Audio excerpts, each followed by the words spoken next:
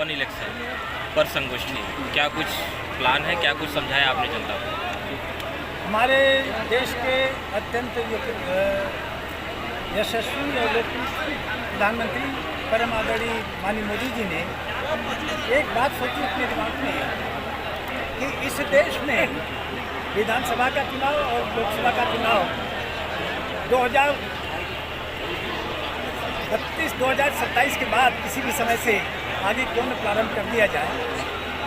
उनकी अवधारणा जो थी, क्योंकि लोकसभा का और विधानसभा का जब से सबसे पहले 1952 में नए संविधान के अनुसार वो चुनाव शुरू हुए थे, तो 1952 फिर 1957 फिर 1962 फिर 67, यानी 4 बार लोकसभा और विधानसभा का चुनाव एक साथ हुए। लेकिन उसके बाद 1971 में पार्लियामेंट का चुनाव कुछ विलम्ब से हुआ, कुछ पहले हो गया था, और कई विधानसभाओं में मिड टर्म पोल होने के कारण एक साथ विधानसभा और लोकसभा का चुनाव जो हो रहा था वो धीरे धीरे खत्म हो गया। और अब स्थिति ये बन गई कि लगभग हर साल चुनाव होता है। जब हर साल चुनाव होता है तो निश्चित रूप से लगभग 3 महीने का काम ऐसा हो जाता है जिसमें आप कह सकते हैं कि विकास का काम खपसा हो जाता है।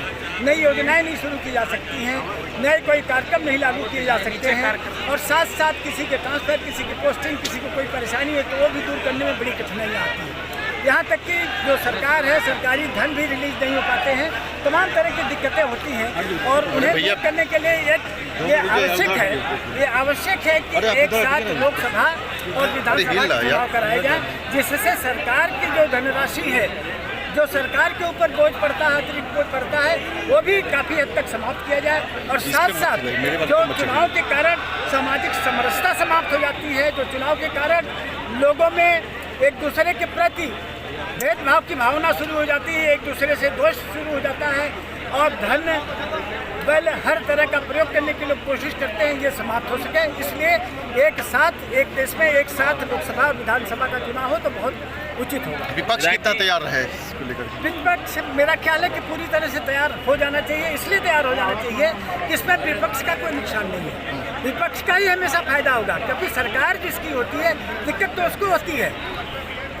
वन इलेक्शन का तो आप कर रहे हैं, लेकिन अगर हम बात करें कि बैलेट पेपर पे चुनाव को लेकर के कहा जाए तो विपक्ष लगातार बात करे, तो क्या आप बैलेट पेपर से चुनाव देखिए, अब इस समय इन परिस्थितियों में संभव नहीं होगा, क्योंकि बैलेट पेपर से जब चुनाव होता था तो आपको मालूम है 3-3, 4-4 दिन तक उसकी मतगणना हुआ करती थी, और चुनाव में ज़्यादा धारमियों की चांसेस उसमें ज़्यादा हुआ करते थे, क्योंकि वो मैनुअली उसको काउंट करना पड़ता है। इसमें तो टोटल का टोटल कंप्यूटराइज सिस्टम है, और सारी चीज़ें जो है आपके सामने है, आप जब चाहें। अब तो मानी सुप्रीम कोर्ट ने भी कह दिया कि अगर आप 30 दिन के अंदर देखना भी चाहते हैं, कोई पर्टिकुलर आपको डाउट है, तो उसको देखकर आप अपनी शंका का समाधान भी कर सकते हैं। विधायक जी, मंच से भी एक बात हो रही थी, विकासशील और विकसित देश तो जो मत पेटिका होती है, जो बैलेट से चुनाव होता है, ना, तो आपको भी तो ये करना चाहिए। एक जगह तुलना आप उनसे करते हैं। का तात्पर्य नहीं है। विकसित देश और विकासशील देश में अंतर ये है कि हमारी फाइनेंशियल स्ट्रेंथ कितनी होती है, हमारे लोगों के स्टैंडर्ड कितना ऊंचा हो जाता है, हमारे लोगों का जो पर कैपिटा इनकम कितनी बढ़ जाती है, हमारा इंफ्रास्ट्रक्चर किस हद तक हो जाता है। इस बात को ध्यान में रखा जाता है, तभी विकसित देशों की श्रेणी में लोग आते हैं। मतलब आधी अधूरी तुलना आप करते हैं दूसरे देशों से? दूसरे देशों में देखिए, 17 देशों में तो बैलेट पेपर से चुनाव होते ही होते हैं।